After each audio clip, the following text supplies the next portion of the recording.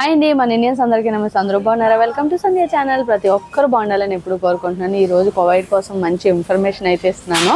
ఈ video end వరకు చూడండి, స్కిప్ అయితే చేయొద్దు. ఇది నాకు చెయ్యమని వీడియో చెప్పారు, అందు గురించి అయితే నేను చేస్తున్నాను.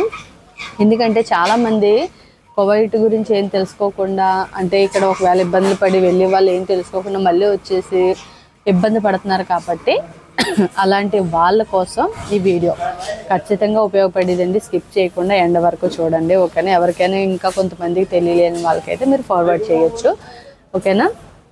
నా వీడియోస్ లైక్ చేసినందుకు, షేర్ చేసినందుకు చాలా చాలా థ్యాంక్స్ అండి. ఇంకోటి వచ్చి ఇంకా మీరు సపోర్ట్ చేస్తూ వీడియో ఎండ్ వరకు చూడాలని నేను కోరుకుంటున్నాను.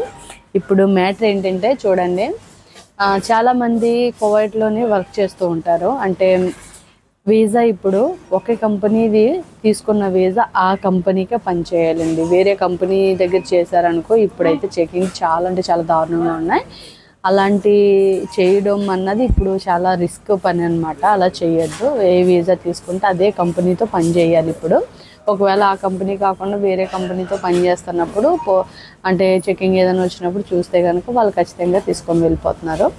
అలాగా మీరు ఇబ్బంది పడతారు. ఇంకొకటి వచ్చి ఏంటంటే, ఇప్పుడు చాలామంది ఇక్కడ కువైట్కి వచ్చి మేబీ ఒక సంవత్సరం పనిచేసిన తర్వాత వాళ్ళ మీద ఏదైనా కేసు వేశారనుకోండి. ఆ కేసు ఎలాంటి అంటే, ఇప్పుడు ఫర్ సపోజ్ మిమ్మల్ని ఏదైనా వీళ్ళు దక్కామా, లేదంటే వేరే వాళ్ళ దగ్గర పని చేస్తున్నారో, లేదంటే కువైట్ ఇంట్లో నుంచో పారిపోయారు, లేదంటే బయట నుంచి ఎక్కడో ఏదో సంథింగ్ ఏ ఇబ్బంది వచ్చి మీరు పోలీస్ స్టేషన్లోకి వెళ్ళి వాళ్ళు ఫింగర్స్ వేసి ఇండియా పంపించేసిన మీరు ఏం చేస్తున్నారంటే, కొంతమందికి ఏంటంటే చాలామంది ఫింగర్స్ వేసిన తర్వాత కూడా మీకు అంటే మళ్ళీ రిటర్న్ రావచ్చు మనం అనుకుంటున్నారు. అంటే 5 సంవత్సరాల తర్వాత, లేదంటే ఎప్పుడైనా రావచ్చు, లేదంటే ఫింగర్స్ మార్పిడి చేయించుకొని రావచ్చు అలాగని అనుకుంటున్నారు.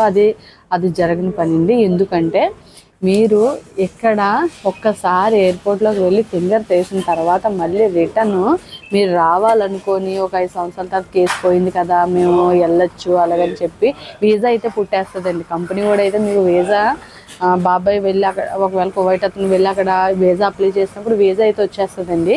వీసా వచ్చేసిందని కూడా మీరు ఆశ పెట్టుకొని మెడికల్ చేయించుకొని అన్నీ చేయించుకొని ఎంతో కష్టపడి ఇక్కడికి వచ్చేస్తున్నారు. అప్పుడు ఎయిర్పోర్ట్లో కరెక్ట్గా మీకు ఫింగర్ వేసేటప్పుడు, కొత్త వీసా కాబట్టి ఫింగర్ వేసేటప్పుడు అప్పుడు బయట పడిపోయి మళ్ళీ రిటర్న్ వెంటనే పంపించేస్తున్నారు.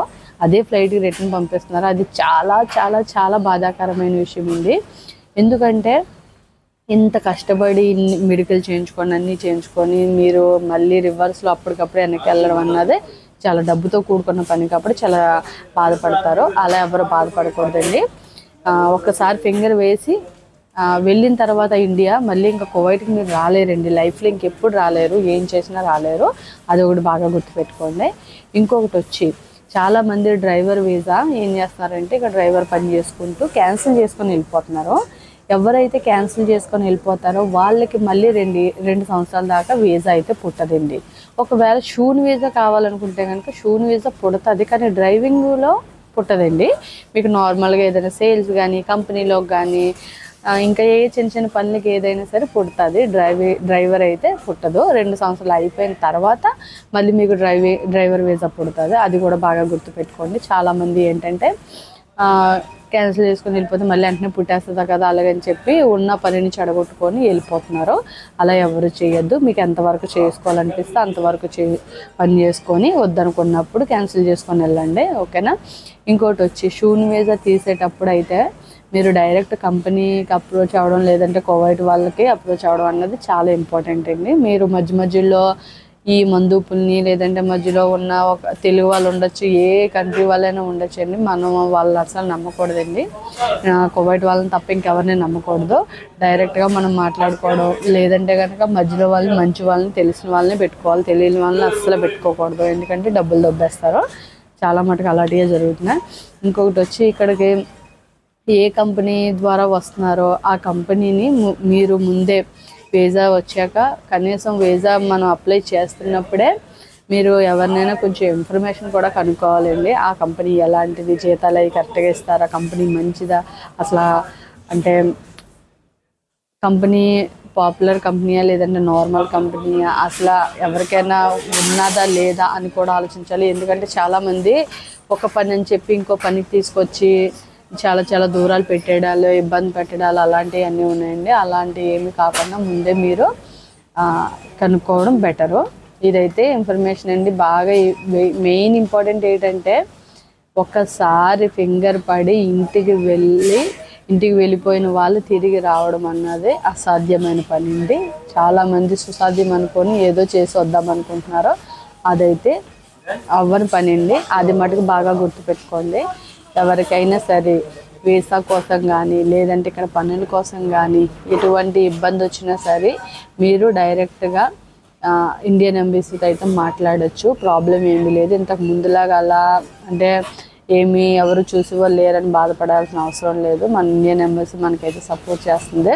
ఇంకోటి వచ్చి సోషల్ మీడియాలో చాలామంది కూడా మన తెలుగు వాళ్ళే గ్రూపుల కింద ఉండి మనకి చాలా అంటే చాలా హెల్ప్ చేస్తున్నారు. వాళ్ళకి కూడా చాలా చాలా థ్యాంక్స్ చెప్పాలి. ఎందుకంటే అసలు దేశంలో పట్టించుకోలేని వాళ్ళు చాలామంది ఉన్నారండి. కానీ కొంతమంది గ్రూపుల కింద సంస్థల కింద ఏర్పడి చాలామంది సాయం చేస్తున్నారు. అలాంటి వాళ్ళని మనం సపోర్ట్ చేస్తేనే మనకి ఇంకా సాయం అందుతుంది అనమాట.